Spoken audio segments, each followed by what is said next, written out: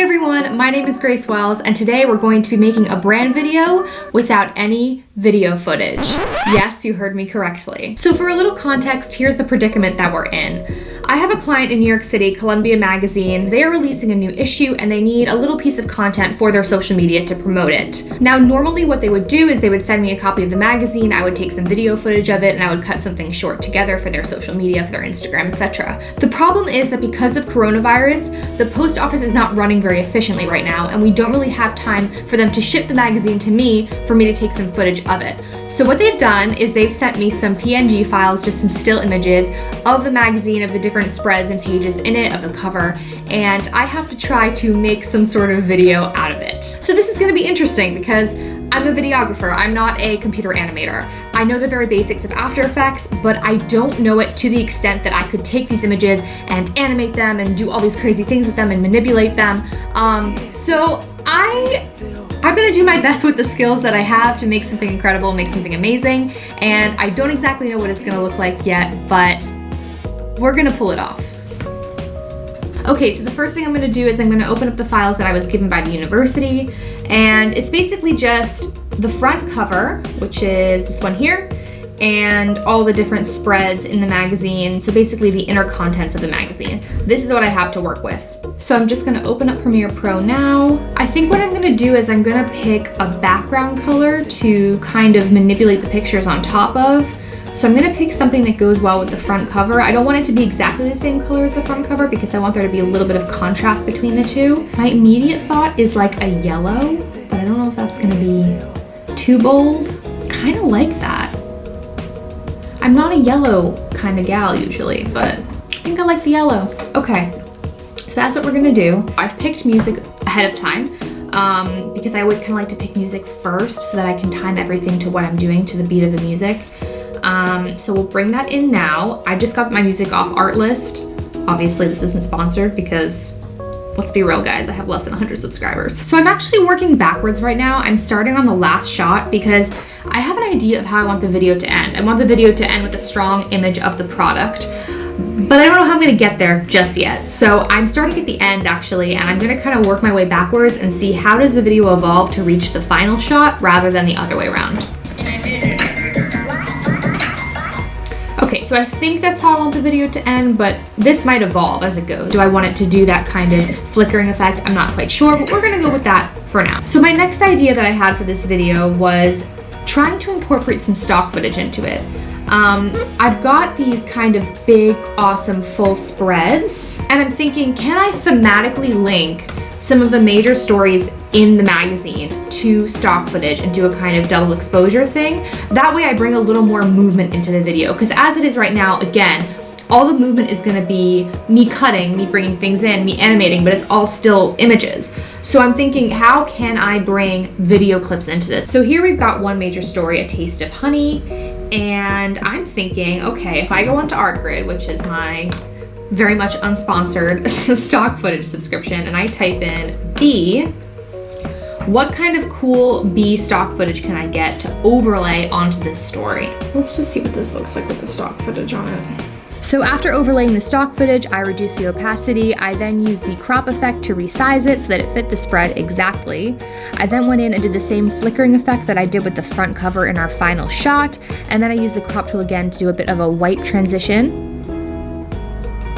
I then repeated this whole process with a second spread and a second piece of stock footage, and this was the final product. I'm also thinking now I want to have some text of what the stories actually are, just the title of the stories across the screen.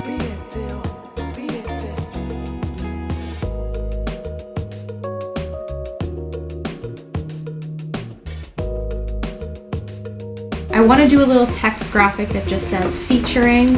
Okay, I think I'm going to do another white with this graphic as well. So we're going to go into crop, my favorite thing in the world. I want it to be from the top and I want it to be at the end. So put some keyframes in. Mine. You know what it reminds me of? The pelicans in Finding Nemo when they're like, mine.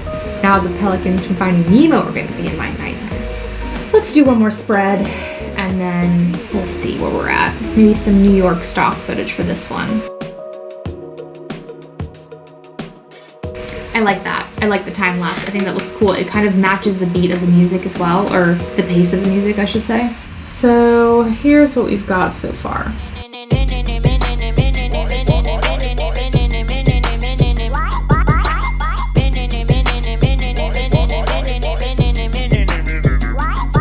So the client has actually sent me some text that they'd like me to incorporate into the video. I think I'm gonna put it at the very beginning, right before I have the featured stories. So let's see how we can get this text in here. I'm not quite sure what I'm gonna do with this text yet. I'm just getting it all onto the screen so I can play around with it first. So I think what I might do for this beginning is I wanna keep it kind of simple so that, again, so you can read the text, but I also want to incorporate some of the ideas the text is saying. So the idea of the best stories and the latest research. So I think what I might do is I might put some of the more texty article spreads beneath these, bring the opacity down, and let's make it bigger. And then we'll have it move across the screen.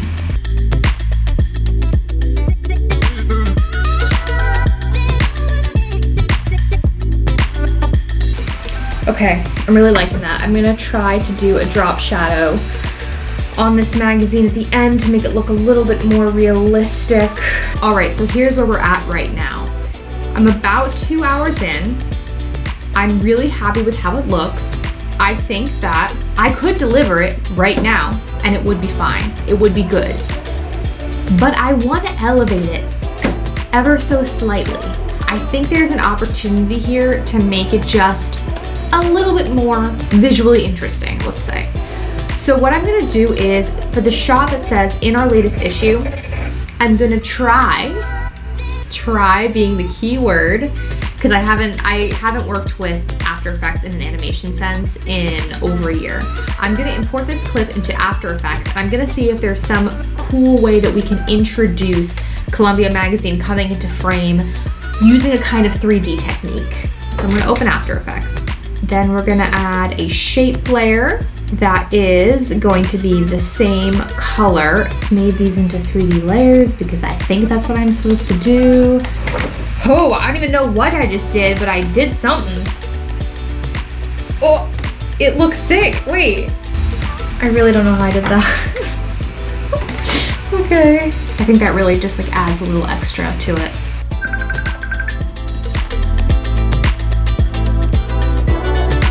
All right, so I just got off the phone with my client. They really liked the video so far, but they had a couple of really great suggestions as well. First, we've swapped out the music with an instrumental version of the same piece, which I think is a really good call because I think the vocals might have distracted a little bit from the visuals, so it just keeps it a little more clean and streamlined and simple. Speaking of streamlining it as well, we've also taken out the text overlays for the titles of the articles, and instead, we've masked out the titles of the articles on the overlay. So now you can see through the overlay of the stock footage to the actual title of the article as it appears on the spread itself. And again, this just makes it look a lot cleaner and less busy. At the end of the day, less is more, and the fewer but more impactful elements that you can have on the screen, the better. All right, so now that I've implemented the client's feedback and we're both really happy with the video, I think we're done here. I think given the fact that I only had still images and some stock footage, this makes a good digital ad.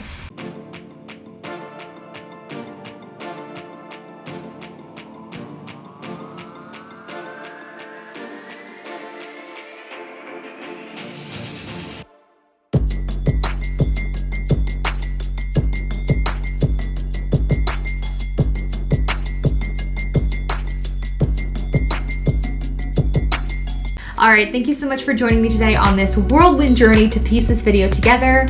Overall, I'm super proud of it. I'm really happy with it. If you enjoyed this video, please hit the subscribe button so that you can see all my future videos. Thanks so much again for watching. Keep on shooting, and I'll see you next time.